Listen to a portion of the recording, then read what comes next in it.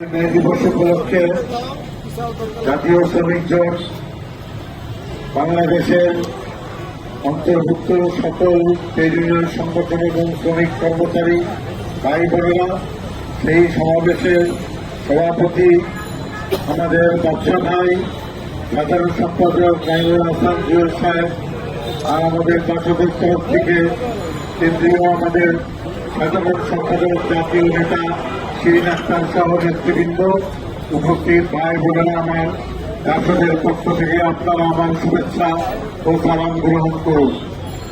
প্রথমেই আমি রানা প্লাজার যারা শহীদ হয়েছেন এবং অন্যান্য কর্মক্ষেত্রে যারা মৃত্যুবরণ করেছেন তাদের আত্মার মাগফিরাত কামনা করছে এবং তাদের প্রতি সমবেদনা জ্ঞাপন করছে।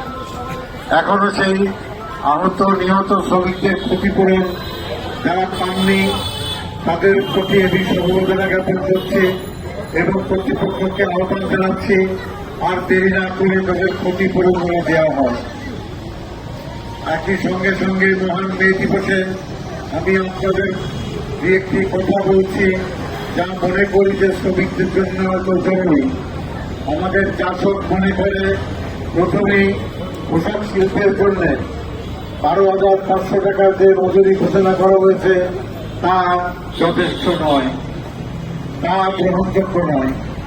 আমাদের 23,000 টাকার যে দাবি করেছিলাম, আমি আবারও আজকের এই মে দিবসে 23,000 টাকার ন্যূনতম মজুরি ঘোষণা করার দাবি জানাচ্ছি।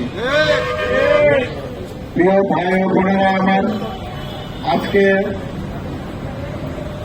মে দিবসে আমি আপনাদের বলতে চাই যে শ্রমিক কর্মচারীরা সবচাইতে কষ্টে আছেন জিনিসপত্রের নিত্য পণ্যের বাজারের উৎপাদনের জন্য, বেশি দামের জন্য। এত দাম যে আমাদের যে ক্রয় ক্ষমতা, সেই কেনার ক্ষমতা আমাদের আর নাই। আগে 3 বেলা খেতাম, এখন 2 বেলা খাই। আগে 2 বেলা খেতাম, এখন 1 বেলা খাই।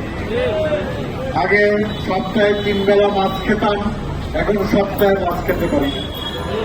সুতরাং এই নিত্যপণ্য চাল, ডাল, তেল, নুন, পেঁয়াজ, আদা, রসুন, এই যে নিত্যপণ্য, চিনি, এর যেভাবে দাম ওঠানামা করে এটা কোনো অর্থনীতির নিয়মে পড়ে না। এ হচ্ছে একেবারে স্রেফ লুটপাট তন্ত্র। বাজারের সিন্ডিকেট এই লুটপাট তন্ত্র করে চালিয়ে যাচ্ছে এবং শ্রমিকদের পকেট কাটছে, সাধারণ মানুষের পকেট কাটছে এবং আমাদেরকে বিপদের ভিতরে ফেলে দিয়েছে। আমি মনে করি নিত্যপণ্যের উচ্চ দাম শ্রমিকদের জন্য অভিশাপ, জনসাধারণের জন্য অভিশাপ। একই সঙ্গে সঙ্গে আমি মনে করি আজকে আপনারা যারা এখানে উপস্থিত আছেন, আপনারা ন্যূনতম জাতীয় মজুরির দাবি দীর্ঘদিন করে আসছেন। বাংলাদেশে সবই হচ্ছে, পদ্মা সেতু হচ্ছে, মেট্রো রেল হচ্ছে, রাস্তা হচ্ছে, ঘাট হচ্ছে, কিন্তু শ্রমিকদের ন্যূনতম জাতীয় মজুরি কাঠামো এখনো তৈরি করা সম্ভব হল না। এটা জাতির জন্য লজ্জা। আমি শেখ হাসিনার সরকারকে আহ্বান জানাবো, সব কাজ বন্ধ করে এই বাজেটে জাতীয় ন্যূনতম মজুরির কাঠামো ঘোষণা করা হোক।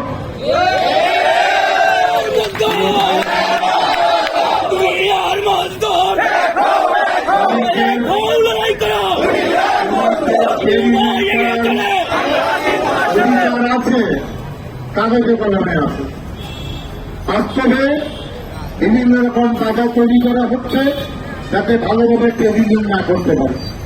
ট্রেডিং করতে না দেওয়া মানে হচ্ছে লুটেরা মালিকদের পক্ষ নেওয়া। লুটেরা মালিকদের শাস্তি করতে হলে ট্রেডিং অধিকার থাকতে হবে। প্রিয় ভাই ও বোনেরা আমার, হকারদের স্বার্থ দাবি, উত্তর প্রদেশের দাবি, নির্মাণ শ্রমিকদের দাবি, এইসব দাবি ন্যায্য দাবি যাদের পক্ষ থেকে, এই দাবি আমি সমর্থন করি। আমি মনে করি এই মুহূর্তে বিদেশের টাকা পাচার, ব্যাংকের টাকা লুটপাট, অপচয় আর দুর্নীতি বন্ধ করতে পারলে শ্রমিকদের জাতীয় ন্যূনতম মজুরি দেওয়া সম্ভব। সুতরাং লুটপাট বন্ধ করো, টাকা বাঁচাও, শ্রমিকদের ন্যায্য মজুরি দাও। এর বাইরে কিছু হবে না। আমরা তাই মনে করি অপচয়, দুর্নীতি, লুটপাট, বিদেশের টাকা পাচার ও ব্যাংকের টাকা লুটপাট শ্রমিকদের জন্য, দেশের জন্য, অর্থনীতির জন্য অভিশাপ। এই অভিশাপ থেকে দেশ বাঁচাও, শ্রমিক বাঁচাও, অর্থনীতি বাঁচাও। তাই লুটপাট বন্ধ করো, শ্রমিকদের ন্যায্য মজুরি দাও।